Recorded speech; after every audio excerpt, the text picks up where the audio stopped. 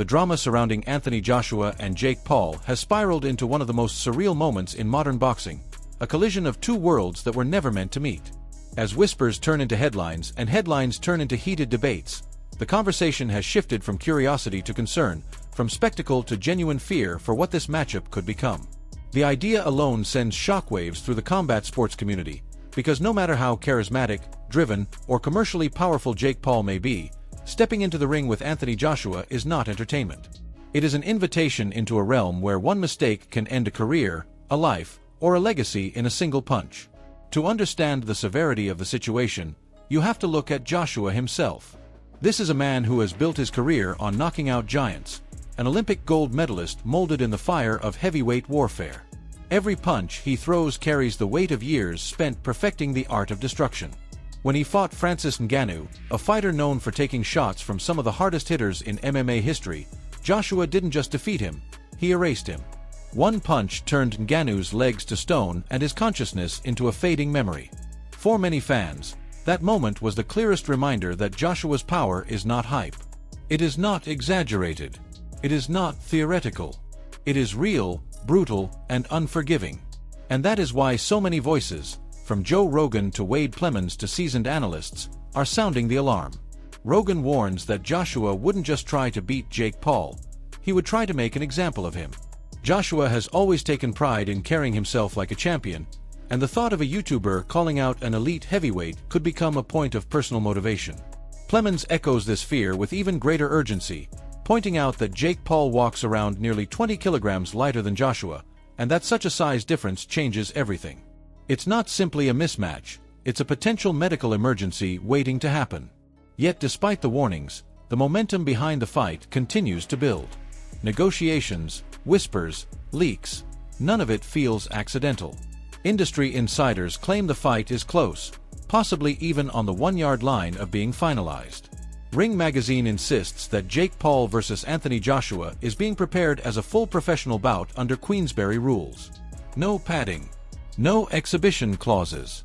No safety nets. A real fight. A sanctioned event. A collision between a lifelong heavyweight gladiator and a crossover star who only entered the sport a few years ago. Still, Eddie Hearn tries to rein things back to reality, insisting the reports are premature. But his hesitation does little to silence the firestorm, especially when journalists like Ariel Helwani argue that when this many people talk this loudly, something real is happening behind the scenes. That's what makes this situation feel so volatile. Everyone senses the tremor beneath the surface. And it isn't just promoters and analysts talking. Fighters themselves are weighing in, and their reactions paint a clear picture of how dangerous this matchup truly is. UFC champion Leon Edwards doesn't mince words.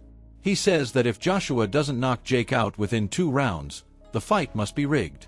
That's how wide the gap is. That's how severe the expectation becomes when comparing Jake Paul to a trained, seasoned, naturally gifted heavyweight with years of elite competition behind him. Francis Ngannou, who once entertained negotiations with Paul, rejected the offer outright. He considered it disrespectful, beneath him, and financially pointless compared to the danger involved. While Jake was willing to chase the fight, Francis saw it as nonsensical. Yet the irony is undeniable. Paul now seems poised to fight someone even more dangerous, someone who once dismantled Ngannou with terrifying ease. Other voices in combat sports add fuel to the fire.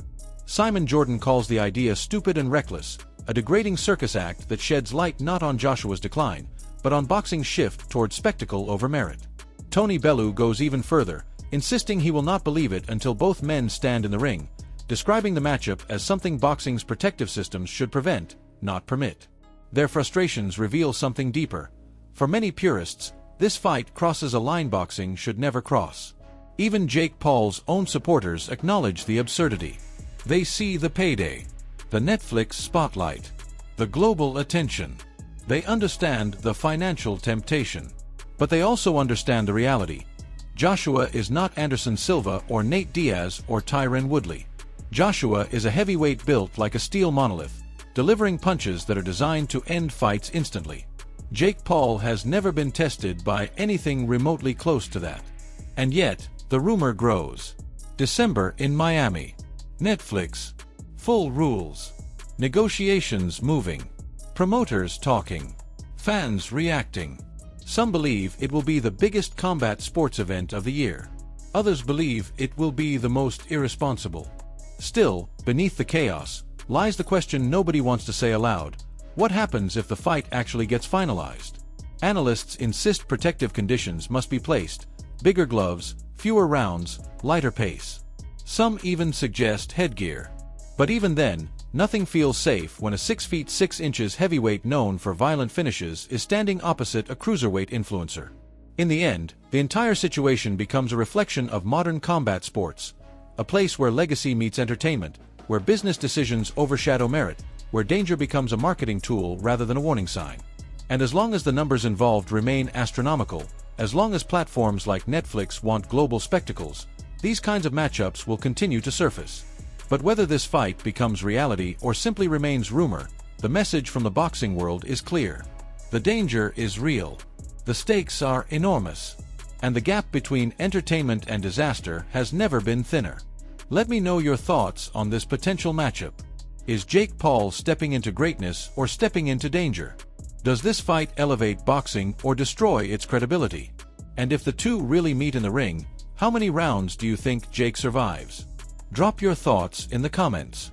And if you enjoy deep dive breakdowns like this one, make sure to like the video, subscribe to the channel, and turn on notifications so you never miss another high-stakes story.